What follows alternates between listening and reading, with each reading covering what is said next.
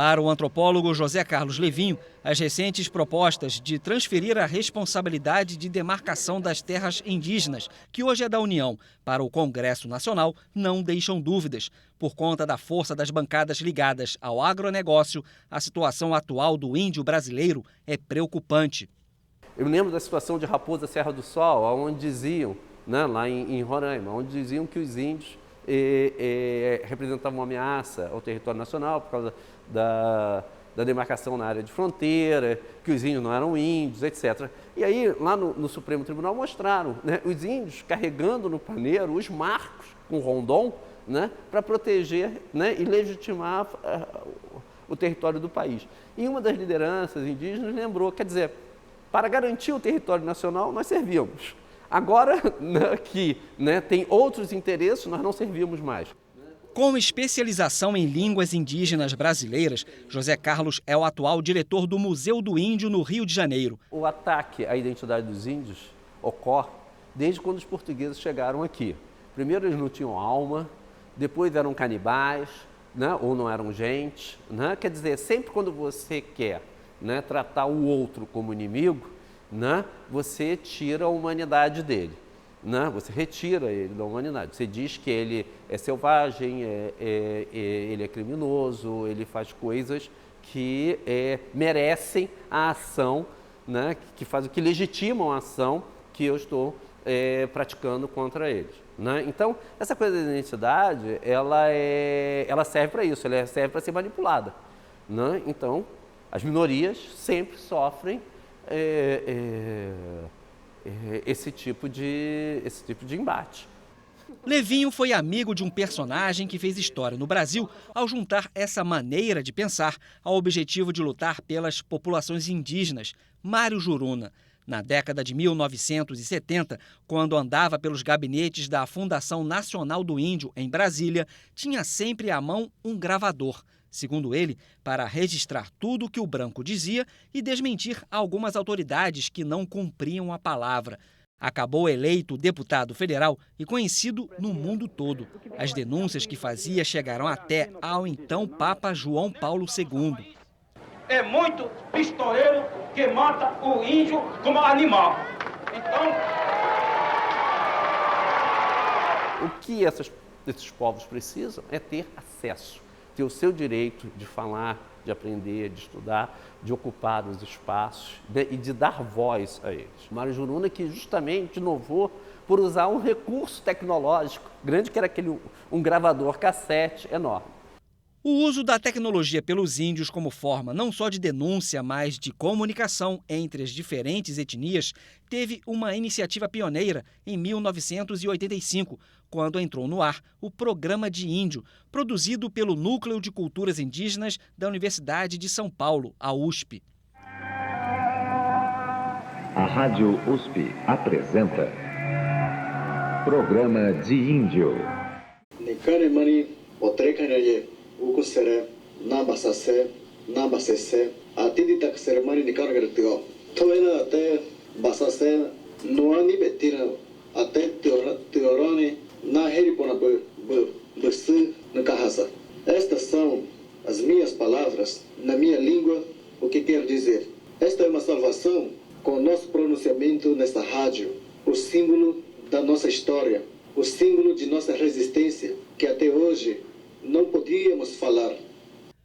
A experiência durou até 1990, quando a direção da USP exigiu a adaptação do programa ao formato tradicional das rádios e os organizadores não concordaram. Coube a esses dois amigos dar uma nova roupagem ao formato. Direto de um apartamento de um conjunto do Minha Casa Minha Vida, na zona norte do Rio, eles colocaram no ar, em 2013, a Rádio Iandê. Então vamos começar apresentando aqui, né? Tá junto comigo, Denilson Baniwa. Fala aí, Baniwa. Olá, parentes.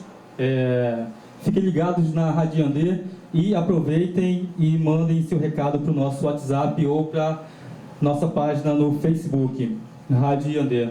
Hoje vamos falar um pouco sobre as programações de abril que vão acontecer aí durante esse período até o final do mês. Denilson, descendente dos Baniwa, tribo do Rio Negro, em Amazonas, é publicitário. Por que ir para a universidade? Por que publicidade?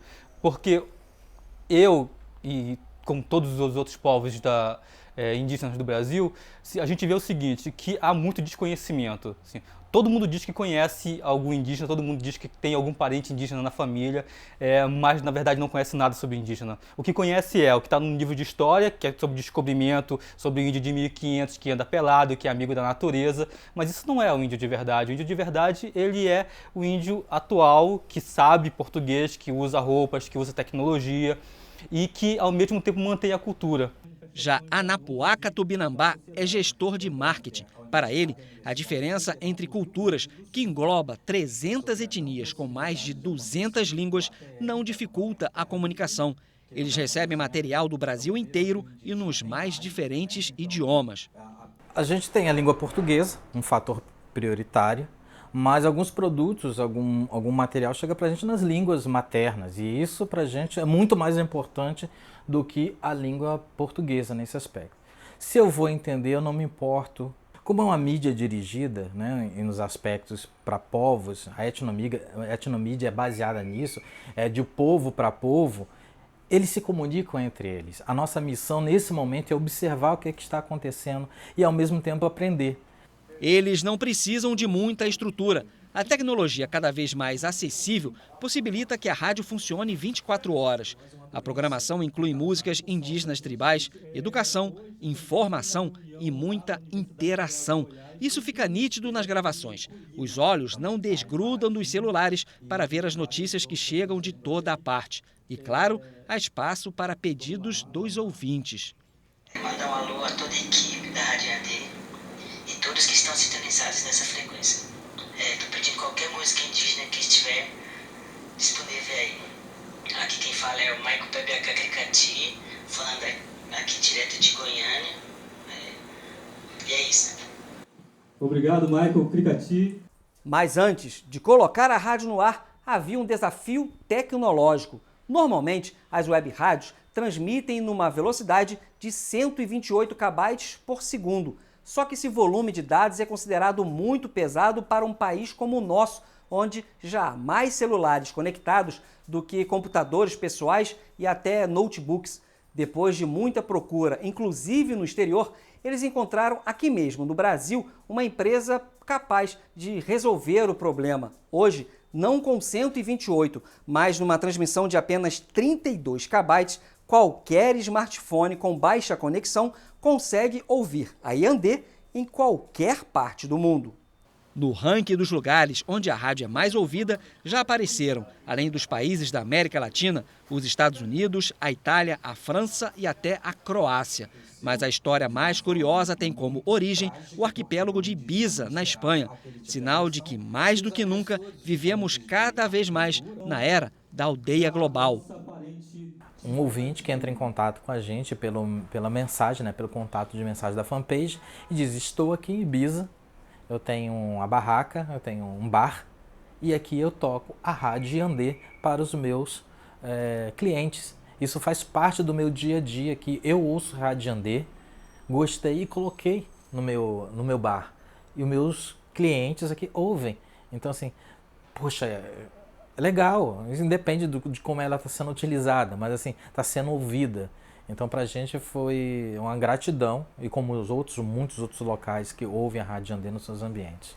Para ouvir a Rádio Yandé, basta acessar o site radioyandé.com. Durante a navegação, é possível ver que hoje índio faz até hip hop.